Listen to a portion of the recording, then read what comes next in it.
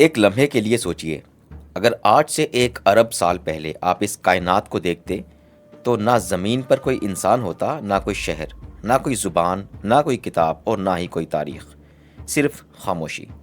تو پھر سوال یہ ہے کہ آج ہم یہاں تک کیسے پہنچے؟ ہم نے آگ جلانا کیسے سیکھا؟ ہم نے لکھنا کیسے سیکھا؟ ہم نے تہذیبیں کیسے بنائیں؟ یہی وہ سوال ہے جس کا جواب ڈھونڈنے کے لیے مصنف ہینڈرک وان لون نے سن 1921 میں ایک مشہور کتاب لکھی، the story of mankind. آج ہم اسی سفر پر نکلتے ہیں، ایک ایسے سفر پر جو ہمیں انسانی تہذیب کی پہلی اینٹ تک لے جائے گا۔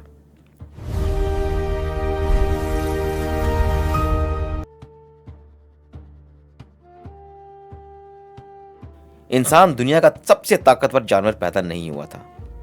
اس کے پاس نہ شیر جیسے پنجے تھے، نہ ہاتھی جیسی طاقت، نہ عقاب جیسی نظر، لیکن اس کے پاس ایک چیز تھی جو کسی اور مخلوق کے پاس نہیں تھی: سوچنے کی صلاحیت۔ یہ صلاحیت اسے باقی تمام جانداروں سے الگ کرتی تھی۔ قدیم انسان غاروں میں رہتا تھا، وہ شکار کرتا تھا، سردیوں سے بچنے کے لیے جانوروں کی کھال استعمال کرتا تھا، اس کی زندگی مسلسل خطرات سے بھری ہوئی تھی۔ پھر ایک دن ایسا واقعہ پیش آیا جس نے انسانی تاریخ بدل دی۔ انسان نے 2 پتھروں کو آپس میں ٹکرایا، چنگاری پیدا ہوئی اور آگ جل اٹھی۔ یہ صرف آگ نہیں تھی، یہ تہذیب کی پہلی روشنی تھی۔ آگ نے انسان کو گرمی دی، تحفظ دیا، خوراک پکانے کا طریقہ دیا، اور سب سے بڑھ کر اس نے انسان کو رات کے اندھیرے میں بھی زندہ رہنے کا حوصلہ دیا۔ آج ہم کتابوں میں اپنی کہانیاں محفوظ کرتے ہیں، لیکن ابتدائی انسان کے پاس نہ کاغذ تھا اور نہ ہی قلم۔ اس نے اپنی کہانیاں غاروں کی دیواروں پر بنائیں، شکار کے مناظر، جانوروں کی تصویریں، روزمرہ زندگی کے نقش۔ یہی دنیا کی پہلی تصویری تاریخ تھی۔ ان کتابوں میں ہمیں صرف فن نہیں ملتا، ان میں ہمیں انسان کی سوچ دکھائی دیتی ہے، ایک ایسا انسان جو اپنے تجربات دوسروں تک پہنچانا چاہتا تھا۔ انسان نے آہستہ آہستہ خانہ بدوش زندگی چھوڑنا شروع کر دی۔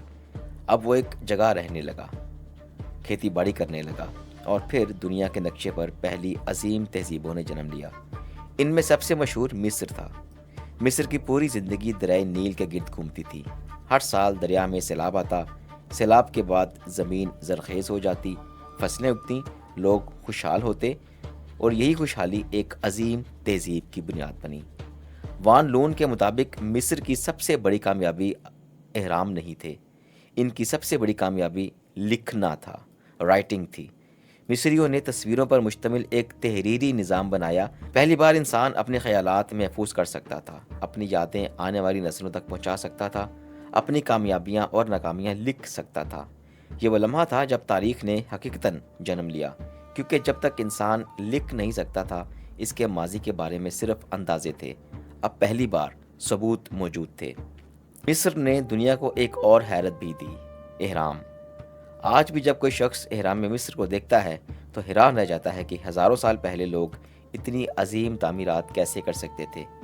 وان لون لکھتے ہیں کہ اہرام صرف بادشاہوں کی قبریں نہیں تھی، وہ مصری عقائد کی علامت تھے۔ مصری یقین رکھتے تھے کہ موت زندگی کا اختتام نہیں، بلکہ یہ ایک نئے سفر کا آغاز ہے۔ اس لیے وہ اپنے بادشاہوں کے جسم کو محفوظ کرتے تھے، انہیں ممی بناتے تھے، اور ان کے ساتھ وہ تمام چیزیں رکھتے تھے جن کی انہیں اگلی زندگی میں ضرورت پڑ سکتی تھی۔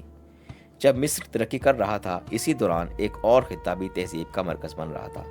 یہ علاقہ دجلہ اور فرات کے درمیان واقع تھا۔ آج ہم اسے میسوپوٹامیہ کے نام سے جانتے ہیں۔ یہاں سومیری آباد تھے، انہوں نے مٹی کی تختیوں پر لکھنے کا طریقہ ایجاد کیا۔ بعد میں بابلی آئے، اور ان کے بادشاہ ہمورابی نے ایک ایسا کام کیا جو زمانے میں ناقابل تصور تھا۔ اس نے قوانین کو تحریری شکل دے ڈالی۔ پہلی بار لوگوں کو معلوم ہوا کہ کون سا عمل جرم ہے اور کون سا نہیں۔ یہ دنیا کے اولین قانونی ضابطوں میں سے ایک تھا۔ آج ہمیں قانون ایک عام چیز محسوس ہوتی ہے، لیکن 4000 سال پہلے یہ ایک انقلابی خیال تھا۔ اس سے پہلے طاقتور شخص ہی قانون تھا، جو چاہتا تھا کرتا تھا۔ ہمورابی نے اعلان کیا کہ قوانین تحریر کیے جائیں گے اور سب پر لاگو ہوں گے۔ یہ انسانی معاشرے کی تنظیم میں ایک بہت بڑا قدم تھا۔ اس قدیم تہذیب، اس قدیم دنیا میں ایک اور داستان جنم لیتی ہے، حضرت موسیٰ علیہ السلام کی داستان۔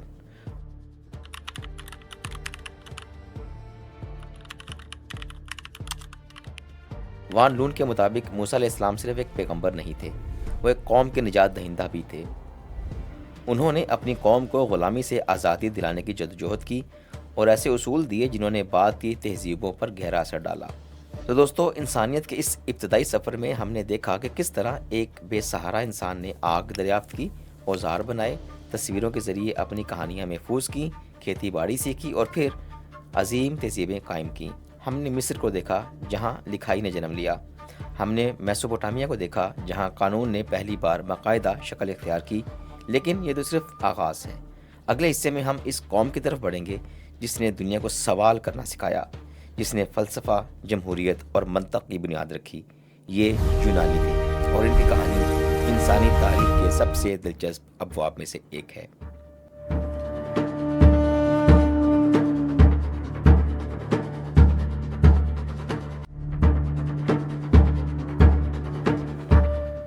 دوستو، اگر آج آپ ووٹ دیتے ہیں، عدالتوں پر یقین رکھتے ہیں یا یہ سمجھتے ہیں کہ ہر سوال کا جواب دلیل سے دیا جانا چاہیے، تو اس سوچ کی جڑیں 2500 سال پہلے ایک چھوٹے سے خطے میں ملتی ہیں۔ وہ خطہ تھا یونان۔ یہ وہ جگہ تھی جہاں انسان نے پہلی بار صرف زندہ رہنے کے بجائے یہ پوچھنا شروع کیا کہ ہم کون ہیں، دنیا کیسے کام کرتی ہے اور ایک اچھی حکومت کیسی ہونی چاہیے۔ لیکن صرف یونان کی کہانی فلسفے اور علم کی نہیں تھی، یہ جنگوں، قربانیوں، ہیروز اور خواب دیکھنے والوں کی کہانی بھی ہے۔ 5ویں صدی قبل مسیح میں فارس دنیا کا سب سے بڑا ملک تھا۔ یہ وہ سلطنت تھی جس کی سرحدیں ایشیا کے وسیع علاقوں تک پھیلی ہوئی تھیں۔ اس کے بادشاہ دارا اعظم کا خیال تھا کہ یونان کی چھوٹی چھوٹی ریاستیں بھی اس کی سلطنت کا حصہ بن جانی چاہیے، لیکن یونانیوں نے جھکنے سے انکار کر دیا۔ یہ انکار ایک ایسی جنگ کا آغاز تھا جس نے تاریخ کا رخ بدل دیا۔ 490 قبل مسیح میں فارسی فوج یونان کے ساحل پر اتری۔ ان کے مقابلے میں یونانی تعداد میں بہت کم تھے، لیکن ان کے پاس ایک چیز تھی جو فارسیوں کے پاس نہیں تھی۔ ان کے پاس تھا اپنی آزادی کا جذبہ۔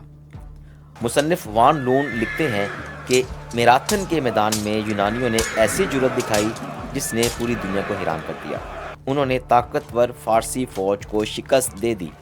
فتح کی خبر ایتھنز پہنچانے کے لیے ایک سپاہی میراتھن کے میدان سے دوڑا اور 40 کلومیٹر تک مسلسل دوڑتا ہی رہا۔ اس نے شہر پہنچ کر صرف ایک لفظ کہا، فتح، اور پھر وہ گر کر جان کی بازی ہار گیا۔ We have won! آج کی میراتھن دوڑ اسی واقعے کی یادگار ہے۔ لیکن فارس سلطنت نے ہار نہیں مانی۔ چند سال بعد خشیار شاہ ایک بہت بڑی فوج لے کر دوبارہ آیا۔ اس بار اس کے راستے میں ایک تنگ پہاڑی درہ تھا، تھرموپلے۔ وہاں اسپارٹا کا بادشاہ اپنے صرف 300 سپاہیوں کے ساتھ کھڑا تھا۔ بادشاہ جانتا تھا کہ وہ جنگ نہیں جیت سکتا، وہ جانتا تھا کہ وہ زندہ واپس نہیں جا سکتا، لیکن اس نے لڑنے کا فیصلہ کیا۔ 3 دن تک اس نے دنیا کی سب سے بڑی فوج کا راستہ روکے رکھا۔ آخرکار وہ سب مارے گئے، مگر ان کی قربانی نے باقی یونان کو تیاری کا وقت دے دیا۔ یہ تاریخ کی ان قربانیوں میں سے ایک ہے جو شکست کے باوجود ہمیشہ یاد رکھی جاتی ہے۔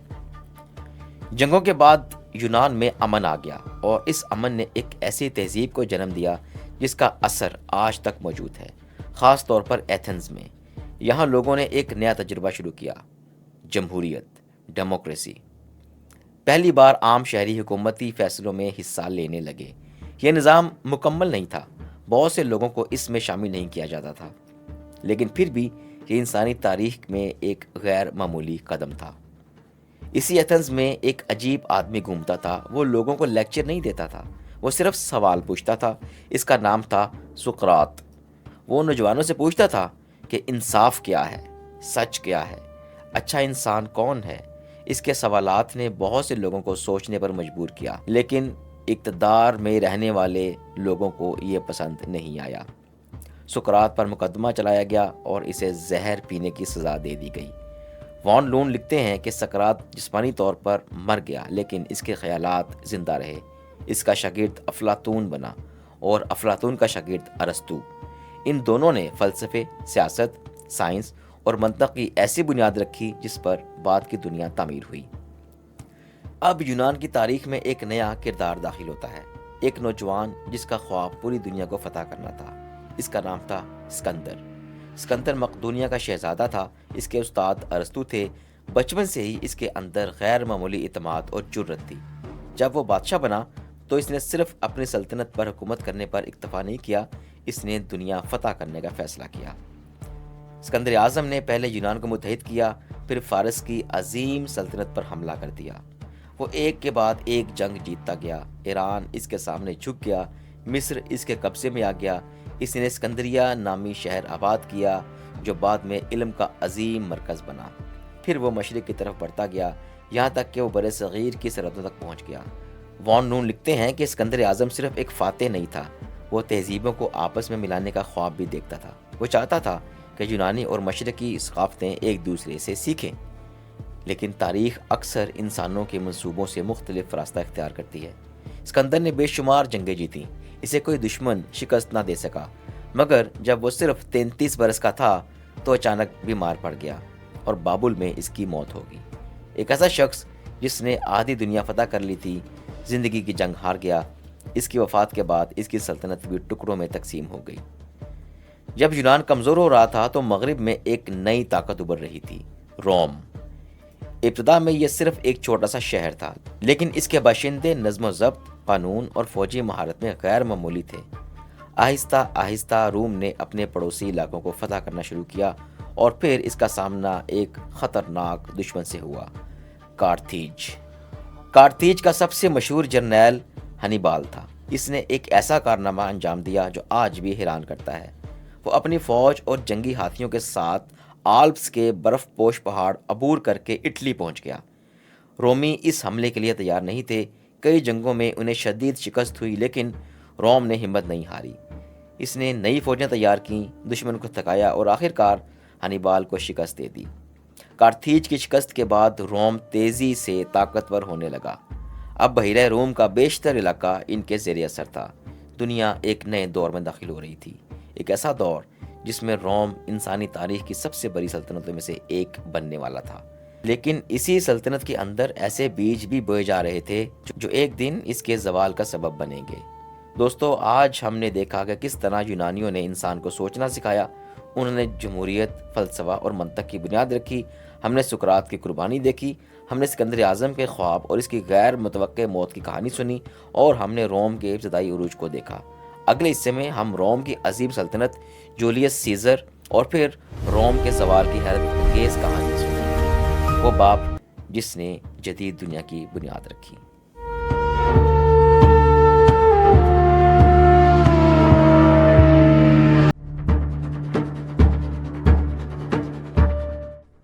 دوستو، کیا کوئی سلطنت ہمیشہ قائم رہ سکتی ہے؟ کیا ایسی طاقت بھی ختم ہو سکتی ہے جس کے سامنے پوری دنیا جھکتی ہو؟ اگر آپ یہ سوال روم کے شہریوں سے پوچھتے تو شاید وہ ہنس دیتے، کیونکہ ایک وقت ایسا تھا جب روم صرف ایک شہر نہیں تھا، وہ پوری دنیا تھی۔ اس کی فوجیں 3 بر اعظموں میں مارچ کرتی تھیں، اس کے قوانین لاکھوں لوگوں کی زندگی چلاتے تھے، اور اس کی سڑکیں دنیا کے ہر اہم شہر تک جاتی تھیں۔ لیکن تاریخ کا ایک اصول ہے، جو اوپر جاتا ہے وہ ایک دن نیچے بھی آتا ہے، اور روم اسی اصول سے بچ نہ سکا۔ روم نے شروع میں بادشاہت کو مسترد کر دیا تھا۔ ان کے شہری فخر سے کہتے تھے کہ وہ آزاد ہیں۔ ان کے پاس سینٹ تھی، قانون تھا، اور ایک ایسا نظام تھا جس میں طاقت ایک شخص کے ہاتھ میں نہیں تھی۔ لیکن جیسے جیسے روم طاقتور ہوتا گیا، مسائل بھی بڑھتے گئے۔ فوجیں دور دور تک جنگیں لڑ رہی تھیں، نئی زمینیں فتح ہو رہی تھیں، دولت آ رہی تھی، اور دولت کے ساتھ لالچ بھی۔ امیر مزید امیر ہوتے گئے اور غریب مزید غریب۔ لوگوں کے دلوں میں بے چینی بڑھنے لگی، اور اسی افراتفری میں ایک شخص ابھرا۔ اس کا نام تھا جولیس سیزر۔ وہ صرف ایک سپاہی نہیں تھا، وہ ایک شاندار سیاستدان، مقرر اور جرنیل بھی تھا۔ اس نے گال یعنی موجودہ فرانس فتح کیا۔ اس کی فتوحات نے اسے بے حد مقبول بنا دیا، لیکن روم کے طاقتور لوگ اس سے خوفزدہ بھی تھے۔ انہیں لگتا تھا کہ سیزر ایک دن ساری طاقت اپنے ہاتھ میں لے لے گا، اور شاید وہ درست تھے۔ 49 قبل مسیح میں سیزر نے ایک فیصلہ کیا جس نے تاریخ بدل دی۔ اس نے اپنی فوج کے ساتھ روبیکون دریا عبور کر لیا۔ یہ دریا پار کرنا بغاوت سمجھا جاتا تھا۔ اس لمحے سے خانہ جنگی شروع ہو گئی۔ سیزر جیت گیا، اس کے دشمن شکست کھا گئے اور وہ روم کا سب سے طاقتور شخص بن گیا۔ لیکن طاقت کے ساتھ اس کے دشمن بھی بڑھتے چلے گئے۔ 15 مارچ سن 44 قبل مسیح رومی سینٹ کا اجلاس جاری تھا۔ سیزر اپنے ساتھیوں کے ساتھ داخل ہوا اور اچانک خنجروں کی بارش شروع ہو گئی۔ ایک کے بعد ایک وار، ایک کے بعد ایک حملہ، یہاں تک کہ اس کے اپنے دوست بروٹس نے بھی اس پر وار کر دیا۔ The story of mankind کے مصنف وان لون لکھتے ہیں کہ سیزر زمین پر گرا اور روم کی جمہوریہ بھی اس کے ساتھ گر گئی۔ جولیس سیزر کے قتل کے بعد مزید خانہ جنگیاں ہوئیں۔ آخرکار ایک نوجوان فاتح ابھرا، اوگسٹس۔ اس نے روم کو استحکام دیا اور تاریخ کی پہلی عظیم رومی سلطنت قائم کی۔ یہ وہ دور تھا جسے رومی امن کا زمانہ کہتے ہیں۔ 200 سال تک سلطنت نسبتاً پرامن رہی۔ شہر آباد ہوئے، سڑکیں بنی، تجارت پھیلی اور روم اپنی طاقت کے عروج پر پہنچ گیا۔ اسی دور میں رومی سلطنت کے ایک دور دراز صوبے میں ایک بچہ پیدا ہوا، بیت الحم، فلسطین۔ ایک عام خاندان، کوئی محل نہیں، کوئی فوج نہیں، کوئی خزانہ نہیں، لیکن اس بچے کی تعلیمات دنیا کو بدلنے والی تھیں۔ وہ تھے حضرت عیسیٰ علیہ السلام، محبت اور رحم کا پیغام۔ مصنف وان لون لکھتے ہیں کہ عیسیٰ علیہ السلام نے طاقتوروں کی نہیں بلکہ کمزوروں کی زبان بولی۔ انہوں نے محبت، رحم، معافی اور انصاف کی تعلیم دی۔ انہوں نے کہا کہ انسانوں کے درمیان نفرت کی دیواریں گرنی چاہیے۔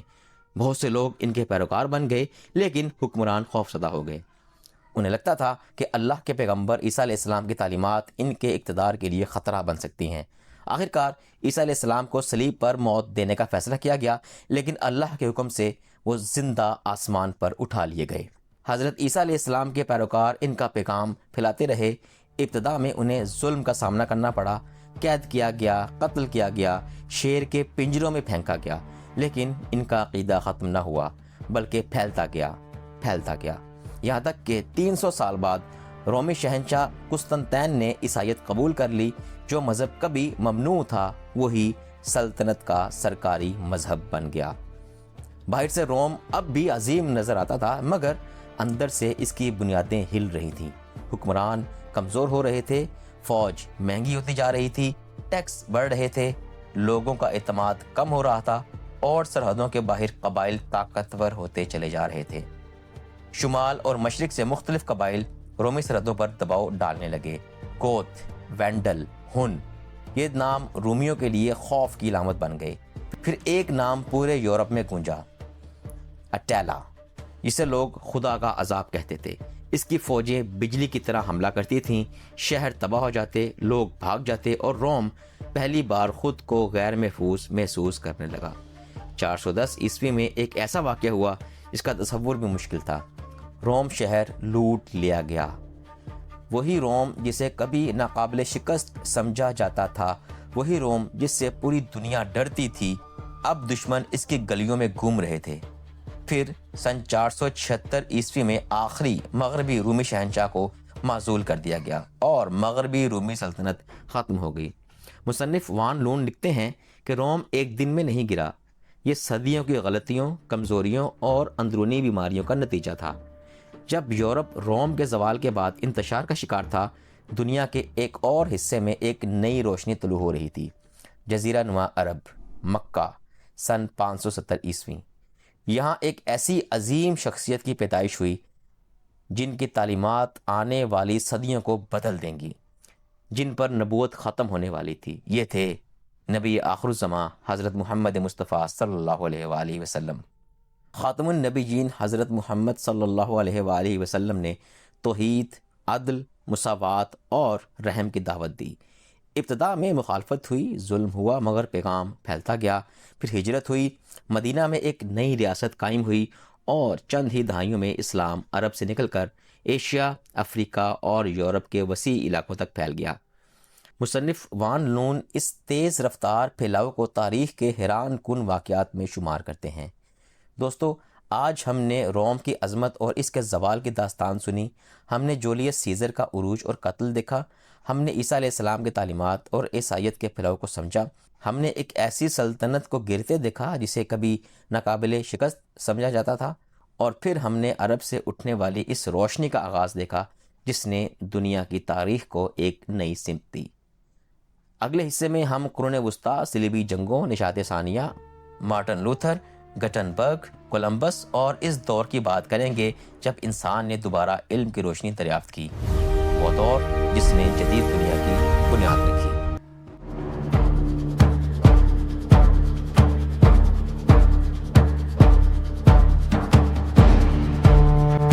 دوستو، اگر ایک دن تمام کتابیں غائب ہو جائیں، اسکول بند ہو جائیں، شہر ویران ہو جائیں اور لوگ دوبارہ چھوٹے چھوٹے قبیلوں میں بٹ جائیں تو دنیا کیسی ہوگی؟ روم کے زوال کے بعد یورپ نے تقریباً یہی منظر دیکھا۔ وہ تہذیب جس نے سڑکیں بنائی تھیں، قانون بنایا تھا اور دنیا پر حکومت کی تھی، اب ٹوٹ چکی تھی۔ اور اس کے بعد ایک ایسا دور آیا جسے اکثر قرون وسطیٰ یعنی مڈل ایجز کہا جاتا ہے۔ مگر the story of mankind کے مصنف وان نون ایک دلچسپ بات کہتے ہیں۔ یہ دور مکمل اندھیرا نہیں تھا، اس اندھیرے میں وہ شمع بھی جلائی جا رہی تھی جس کی روشنی نئی دنیا کو منور کرنے والی تھی۔ 476 عیسوی میں مغربی رومی سلطنت ختم ہوئی اور اس کے ساتھ ہی یورپ کا سیاسی نظام بھی بکھر گیا۔ شہر چھوٹے ہونے لگے، تجارت کم ہو گئی، لوگ دیہات کی طرف واپس جانے لگے، ہر طرف غیر یقینی صورتحال تھی، کسی کو معلوم نہیں تھا کہ کل کیا ہوگا۔ اسی زمانے میں چرچ یورپ کی سب سے طاقتور تنظیم بن گیا۔ جب بادشاہ بدلتے تھے، چرچ باقی رہتا تھا، جب سلطنتیں گرتی تھیں، چرچ قائم رہتا تھا، اور یہی ادارہ علم کی بہت سی کتابوں کو محفوظ رکھنے کا ذریعہ بھی بن گیا۔ 8ویں صدی میں ایک نیا رہنما ابھرا، شارلیمین، فرینک قبائل کا بادشاہ۔ وان نون لکھتے ہیں کہ شارلیمین شاید بہت زیادہ تعلیم یافتہ نہیں تھا، مگر وہ علم کی اہمیت کو سمجھتا تھا۔ اس نے اسکول قائم کیے، اساتذہ کو اپنے دربار میں جمع کیا اور ایک مرتبہ پھر یورپ کو متحد کرنے کی کوشش کی۔ 800 عیسوی میں پوپ نے اسے شہنشاہ کا تاج پہنایا۔ بہت سے لوگوں کو لگا کہ شاید روم دوبارہ زندہ ہو گیا ہے، لیکن شارلیمین کے مرنے کے بعد اس کی سلطنت بھی ٹوٹ گئی۔ اسی دوران شمال سے ایک نیا خطرہ پیدا ہوا، وائکنگز۔ یہ سمندر کے جنگجو تھے، تیز کشتیوں میں سفر کرتے تھے، اچانک حملہ کرتے اور پھر غائب ہو جاتے۔ یورپ کے ساحلی علاقوں میں ان کا نام خوف کی علامت بن گیا، لیکن وقت کے ساتھ یہی وائکنگز یورپی معاشرے کا حصہ بن گئے اور انہوں نے نئی ریاستوں کی بنیاد رکھنے میں کردار ادا کیا۔ پھر آیا سن 1095 عیسوی۔ یہ اس دور کی طاقتور ترین قوم مسلمانوں کے خلاف ایک جنگی مہم کا آغاز تھا۔ پوپ اربن دوم نے ایک اعلان کیا۔ اس نے یورپ کے عیسائیوں کو مشرق کی طرف جانے کی دعوت دی۔ مقصد تھا قبلہ اول یعنی بیت المقدس پر قبضہ کرنا، اور یوں صلیبی جنگوں کا آغاز ہوا۔ ہزاروں لوگ اس مہم میں شامل ہو گئے، کچھ مذہبی جذبے سے، کچھ دولت کی امید میں اور کچھ مہم جوئی کی خواہش میں۔ وان نون لکھتے ہیں کہ صلیبی جنگیں انسانی تاریخ کے پیچیدہ ترین ابواب میں سے ایک ہیں۔ ان میں عقیدہ بھی تھا، قربانی بھی تھی، مگر ظلم اور خون ریزی بھی۔ پھر آیا سن 1099 عیسوی۔ اس دور میں صلیبی فوجیں بیت المقدس میں داخل ہو گئیں اور وہاں بڑے پیمانے پر قتل و غارت ہوئی۔ 88 سال تک بیت المقدس عیسائیوں کے قبضے میں رہا، اور پھر ایک عظیم کردار سامنے آیا، صلاح الدین ایوبی، مسلمانوں کا ایک بہادر سپہ سالار۔ صلاح الدین ایوبی نے سن 1187 میں بیت المقدس دوبارہ فتح کر لیا۔ ایوبی وہ عظیم سپہ سالار تھے جنہوں نے اپنی فراخ دلی اور شرافت سے دوست اور دشمن دونوں کا احترام حاصل کیا، اور اس بات کو غیر مسلم بھی تسلیم کرتے ہیں۔ مشرق یعنی مسلمانوں کے زیر انتظام علاقے اس وقت تہذیب، طاقت اور ترقی کا گہوارہ تھے۔ سائنس، فلسفہ، طب اپنی حدوں کو چھو رہے تھے۔ اگرچہ صلیبی جنگیں اپنے اصل مقصد میں کامیاب نہ ہو سکیں، مگر ان کا یورپ پر ایک غیر متوقع اثر ہوا۔ جاہلیت میں ڈوبے یورپ کا رابطہ مشرق کی ترقی یافتہ تہذیبوں سے بڑھ گیا۔ یورپی تاجروں نے نئی چیزیں دیکھیں، نئے علوم سے واقفیت حاصل کی، نئی منڈیاں دریافت کیں، اور یہی رابطہ آنے والی تبدیلیوں کا آغاز بنا۔ تجارت بڑھنے لگی، شہر دوبارہ آباد ہونے لگے، بازار سرگرم ہو گئے اور ایک نیا طبقہ پیدا ہوا تاجر یعنی ٹریڈرز۔ یہ لوگ نہ بادشاہ تھے نہ جاگیردار، مگر ان کے پاس دولت تھی اور دولت کے ساتھ اثر و رسوخ بھی آنے لگا۔ یورپ آہستہ آہستہ بدل رہا تھا اور بادشاہ کی طاقت کو لگام ڈالنے کا وقت آن پہنچا تھا۔ پھر سن 1215 آیا۔ یہ وہ سال تھا جب انگلستان کے بادشاہ جان کو مجبور کیا گیا کہ وہ ایک دستاویز پر دستخط کرے۔ اس دستاویز کا نام تھا میگنا کارٹا۔ اس دستاویز نے ایک اہم اصول قائم کیا کہ بادشاہ بھی قانون سے بالا تر نہیں۔ یہ خیال آج عام محسوس ہوتا ہے، لیکن اس زمانے میں یہ ایک انقلابی تصور تھا۔ یہ وہ دور تھا جب نشاط ثانیہ کی صبح ہوئی۔ تاریخ میں اس سے مراد وہ دور ہے جب یورپ میں قرون وسطیٰ کے بعد علم، فن، ادب، سائنس اور فلسفے میں دوبارہ غیر معمولی ترقی شروع ہوئی۔ یہ تحریک تقریباً 14ویں سے 17ویں صدی کے درمیان اٹلی سے شروع ہوئی اور پھر پورے یورپ میں پھیل گئی۔ اٹلی میں لوگوں نے قدیم یونانی اور رومی کتابیں دوبارہ پڑھنا شروع کیں۔ انہوں نے محسوس کیا کہ علم صرف مذہبی موضوعات تک محدود نہیں، انسان خود بھی مطالعے کے قابل ہے، فطرت بھی، کائنات بھی۔ اس دور میں ایسے لوگ پیدا ہوئے جنہوں نے دنیا بدل دی۔ لیونارڈو ڈاونچی، جو موجد بھی تھا اور سائنسدان بھی، اس نے صرف تصویریں نہیں بنائیں، وہ پرواز، انجینئرنگ اور انسانی جسم پر بھی تحقیق کرتا تھا۔ پھر مائیکل اینجلو آیا۔ اس کے فن پارے آج بھی دنیا کو حیران کر دیتے ہیں۔ وان لون لکھتے ہیں کہ یہ وہ دور تھا جب انسان نے خود اپنی صلاحیتوں کو دوبارہ دریافت کیا۔ پھر ایک ایسی مشین ایجاد ہوئی جس نے علم کے پھیلاؤ کو وائرل کر دیا۔ یہ تھی پرنٹنگ پریس کی ایجاد۔ سن 1440 جوہانس گٹنبرگ کی پرنٹنگ پریس نے دنیا کو بدل دیا۔ اب کتابیں ہاتھ سے نقل نہیں کرنی پڑتی تھیں۔ علم تیزی سے پھیلا۔ جو معلومات پہلے چند لوگوں تک محدود تھیں اب ہزاروں تک پہنچنے لگیں۔ یہ انسانی تاریخ کے عظیم ترین انقلابات میں سے ایک تھا۔ پھر 1517 عیسوی آیا اور چرچ کے خلاف بغاوت شروع ہو گئی۔ ایک جرمن راہب نے چرچ کی پالیسیوں کے خلاف آواز اٹھائی۔ اس کا نام تھا مارٹن لوتھر۔ مارٹن لوتھر نے اپنے اعتراضات عوام کے سامنے پیش کیے اور یوں اصلاح مذہب کی تحریک شروع ہوئی۔ مصنف لکھتے ہیں کہ اس تحریک نے یورپ کو بدل کر رکھ دیا، مگر اس تبدیلی کی قیمت خون اور جنگوں کی صورت میں بھی ادا کی گئی۔ اسی دوران یورپی ملاح نئے راستوں کی تلاش میں سمندروں کا رخ کر چکے تھے۔ سن 1492 میں کرسٹوفر کولمبس بحر اوقیانوس عبور کر کے امریکہ پہنچا۔ اگرچہ وہ سمجھتا رہا کہ وہ ایشیا پہنچ گیا ہے، مگر دراصل اس نے ایک نئی دنیا سے رابطہ قائم کر لیا تھا۔ ایک ایسی دنیا دریافت ہو چکی تھی جس کو بعد میں دنیا کی سپر پاور بننا تھا، یعنی امریکہ۔ 15ویں صدی میں واسکو ڈے گاما ہندوستان پہنچا اور میگلن کے جہازوں نے دنیا کا چکر مکمل کیا۔ اب دنیا پہلے سے کہیں زیادہ جڑی ہوئی تھی۔ مصنف لکھتے ہیں کہ 15ویں اور 16ویں صدی میں دنیا نے ایک نئی شکل اختیار کرنا شروع کی۔ پرانے خیالات چیلنج ہو رہے تھے، نئی دریافتیں سامنے آ رہی تھیں اور انسان پہلی بار محسوس کر رہا تھا کہ شاید اس کے امکانات اس کی سوچ سے کہیں زیادہ ہیں۔ دوستو، آج ہم نے دیکھا کہ روم کے زوال کے بعد یورپ کس طرح تاریکی میں ڈوبا۔ ہم نے شارلیمین کا خواب دیکھا، صلیبی جنگوں اور صلاح الدین ایوبی کی داستان سنی، نشاط ثانیہ کی روشنی کو محسوس کیا، پرنٹنگ پریس کے انقلاب کو سمجھا اور کولمبس کی سمندری مہم کے ذریعے ایک نئی دنیا کا دروازہ کھلتے دیکھا۔ اگلے اور آخری حصے میں ہم امریکی انقلاب، فرانسیسی انقلاب، نیپولین، صنعتی انقلاب اور پہلی جنگ عظیم کی کہانی سنیں گے، وہ کہانی جس نے آج کی دنیا کو جنم دیا۔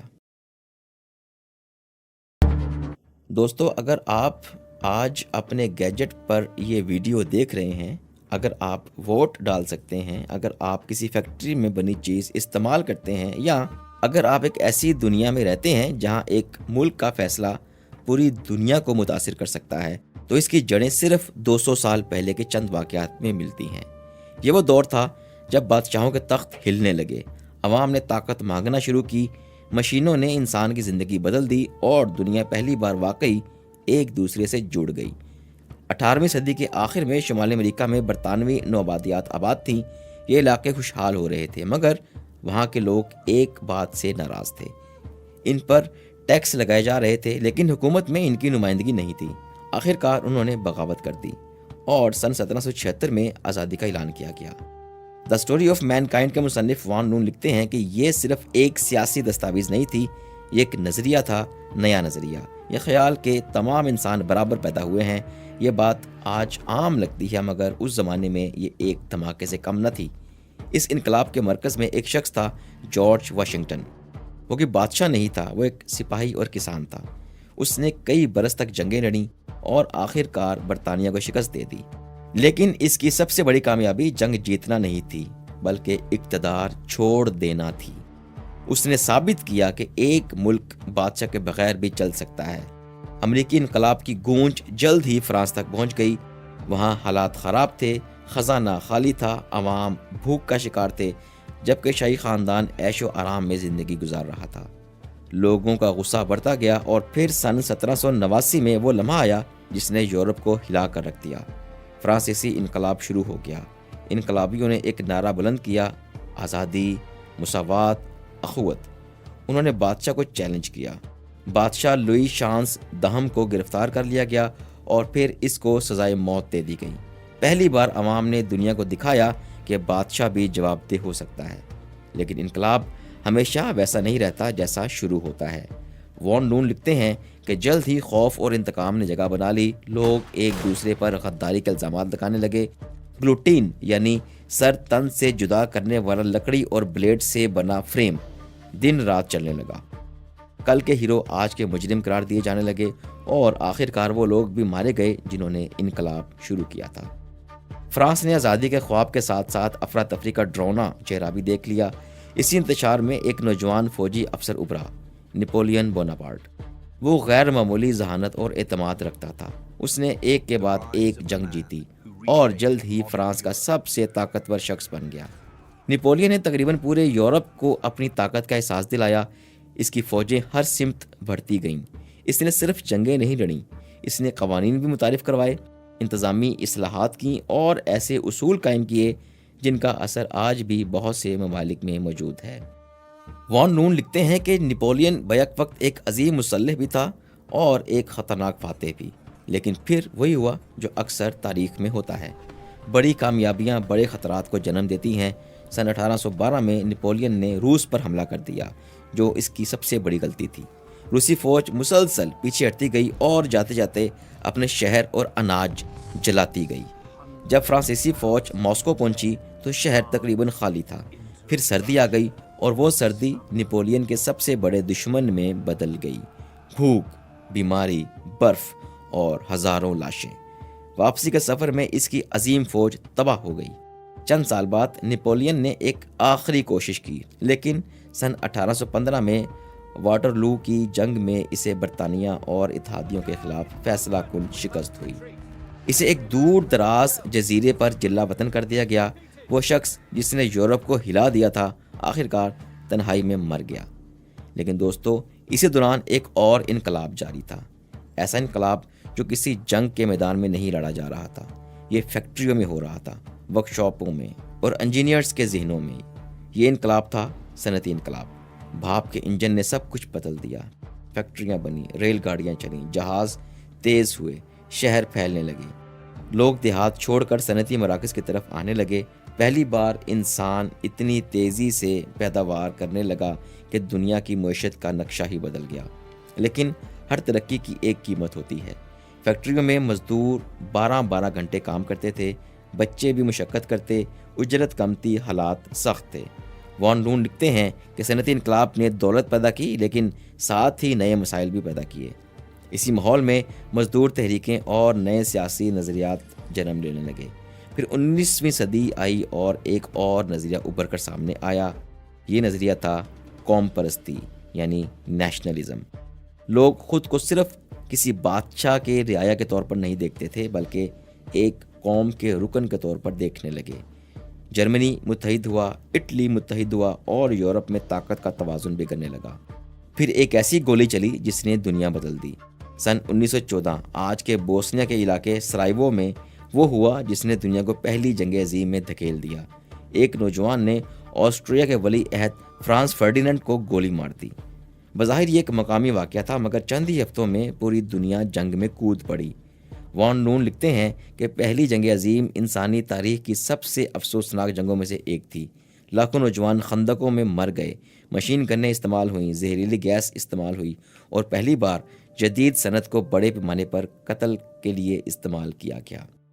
4 سال تک دنیا جلتی رہی۔ سن 1918 میں جنگ ختم ہوئی، لیکن امن مکمل طور پر واپس نہ آ سکا۔